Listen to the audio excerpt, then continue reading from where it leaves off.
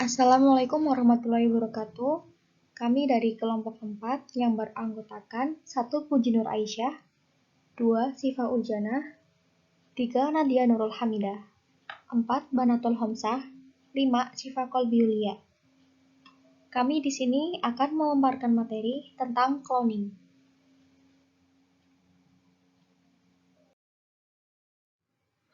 Baik, materi yang pertama yaitu pengertian cloning. Cloning berasal dari bahasa Inggris yaitu cloning, yang berarti suatu usaha untuk menciptakan duplikat suatu organisme melalui proses aseksual atau dengan kata lain membuat fotokopi atau pengadaan dari suatu makhluk hidup dengan cara aseksual. Nah, menurut Pratiwi Sudarsono, yang dimaksud dengan cloning adalah perbanyak sel atau organisme secara aseksual, dan hasil cloning adalah klon, yakni populasi yang berasal dari satu sel atau organisme yang mempunyai rangkaian kromosom yang sama dan sifat identik dengan induk asalnya. Klon kemudian diartikan sebagai kumpulan organisme baik tanaman maupun hewan yang mengandung perangkat gen yang sama. Selanjutnya ada sejarah cloning. Nah, istilah cloning ini pertama kali diperkenalkan oleh Gurdon dengan eksperimen pada tahun 1960. Dalam percobaan ini, Gurdon berhasil melahirkan berudu baru yang identik dengan sel induk, tetapi berudu tidak dapat bermetamorfosis menjadi individu dewasa yang akhirnya. Dan eksperimen kedua dilakukan oleh sekelompok ilmuwan pada tahun 1980 di Granada. Salah satunya adalah Stijn Willetsen. Ia berusaha untuk mengkloning domba menggunakan embrio domba lalu menanamkannya ke dalam sel telur domba target dengan menghilangkan nukleusnya.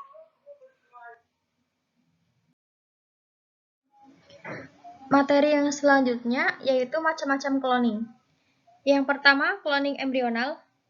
Cloning embrional adalah teknik yang dilakukan untuk memperoleh kembar identik, meniru apa yang terjadi secara alamiah.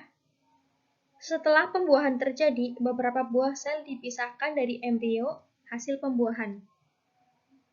Yang kedua, cloning DNA dewasa, atau disebut juga cloning reproduktif. Cloning DNA dewasa atau cloning reproduktif adalah rekayasa genetik untuk memperoleh duplikat dari seorang individu yang sudah dewasa.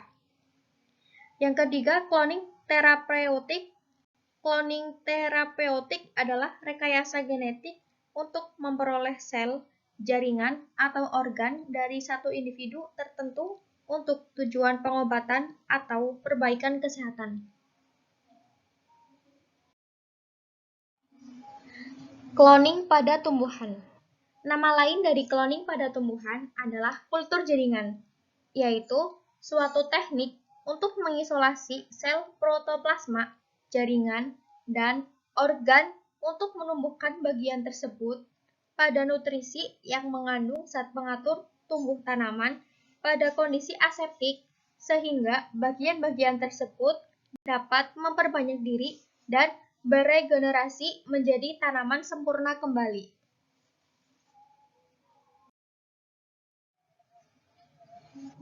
Cloning pada hewan. Contohnya itu cloning domba. Menurut Zeunarda, cloning hewan adalah suatu proses di mana keseluruhan organisme hewan dibentuk dari satu sel yang diambil dari organisme induknya dan secara genetika membentuk individu baru yang identik sama.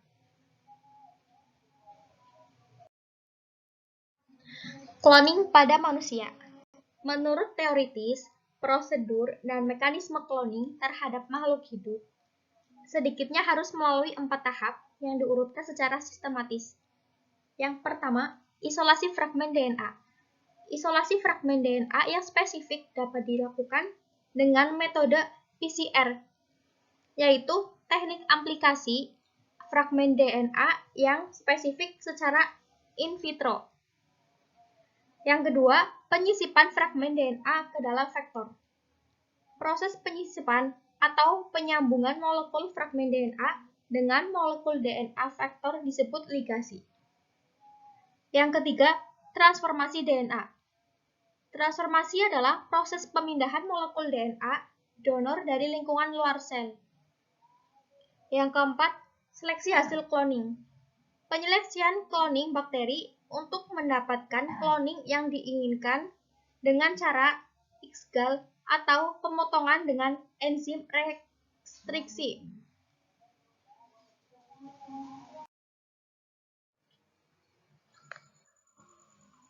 Saya Puji Nur Aisyah, NIM 1917451118,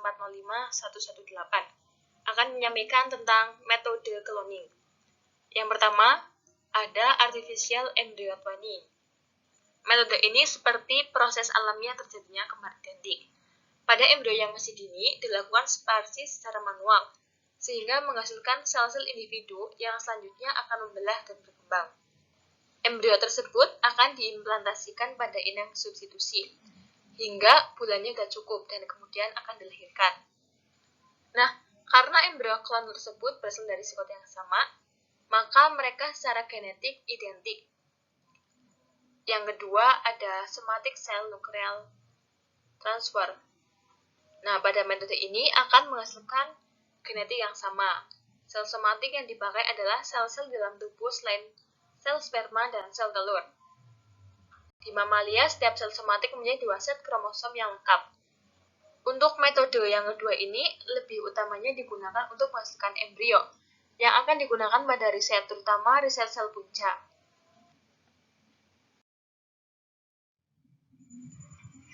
Selanjutnya ada teknik cloning pada hewan. Yang pertama adalah embryo splitting. Dalam teknik ini, kumpulan titik konten pra-embrio dibelah menjadi 2 sebelum diletakkan dalam resipien. Pemilahan tersebut akan menghasilkan 2 embrio identik. Teknik tersebut dapat terjadi secara ilmiah yang menghasilkan kembar identik.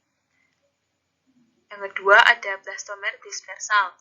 Dimulai dengan pemisahan secara mekanik sel-sel individual sebelum pembentukan blastosit, atau sel-sel awal membentuk bola yang berisi cairan. Yang ketiga ada nuclear transfer atau somatic cell nuclear transfer. Nah, dalam teknik tersebut akan melibatkan beberapa tahap sebagai berikut. 1. Penyediaan ovum yang sudah matang. Yang kedua, pengeluaran kromosom yang terdapat dalam ovum. Yang ketiga, transfer inti sel hewan yang dikloning ke dalam ovum enukleasi. 4. Aktivasi embrio yang baru terbentuk sehingga menginisiasi perkembangan embrionik. Yang kelima, kultur embrio in vitro.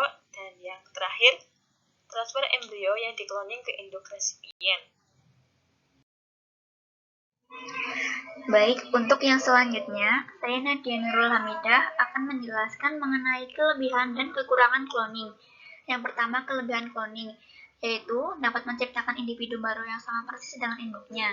Yang kedua, dapat meningkatkan produktivitas dengan mengcloning sel somatik dan sel donor unggul. Yang ketiga, dapat melipat gandakan genotip ternak unggul. Yang keempat, dapat melestarikan hewan langka.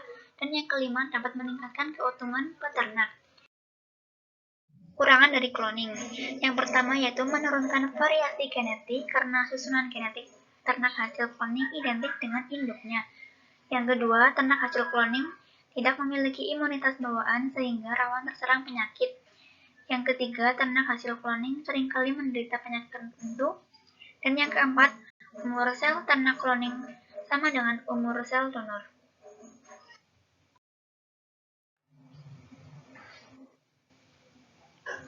Selanjutnya, saya akan menjelaskan mengenai pandangan Islam terhadap cloning manusia. Dalam Islam, cloning terhadap manusia adalah haram. Meskipun cloning terhadap hewan dan tumbuhan dihukumi mubah, sepanjang apa yang dilakukan adalah demi kemaslahatan dan atau untuk menghindari kemudaratan. Mengapa cloning terhadap manusia itu haram? Karena cloning terhadap manusia ini diperkirakan akan menimbulkan masalah yang prinsipal, seperti rusaknya lembaga perkawinan, terus sulitnya menentukan ahli waris, dan juga nasab. Karena yang harus dilanjutkan itu juga nasab sebagai dasar di pernikahan nanti. Nah, dasarnya apa? Dasarnya itu Quran Surat Ar-Rum ayat 21 yang artinya, dan di antara tanda-tanda kekuasaannya ialah Dia menciptakan untukmu istri-istri dari jenismu sendiri supaya kamu cenderung dan berasa tentram kepadanya, dan dijadikannya di antaramu rasa kasih sayang. Sesungguhnya pada yang demikian itu benar-benar terdapat tanda-tanda bagi kaum yang berpikir. Sedangkan cloning terhadap manusia ini sudah sangat jelas melenceng dari firman Allah tersebut. Maka dari itu, Islam melarang cloning terhadap manusia. Sekian penjelasan dari saya, kurang lebihnya mohon maaf. Terima kasih. Sekian pemaparan materi dari kelompok 4. Terima kasih. Wassalamualaikum warahmatullahi wabarakatuh.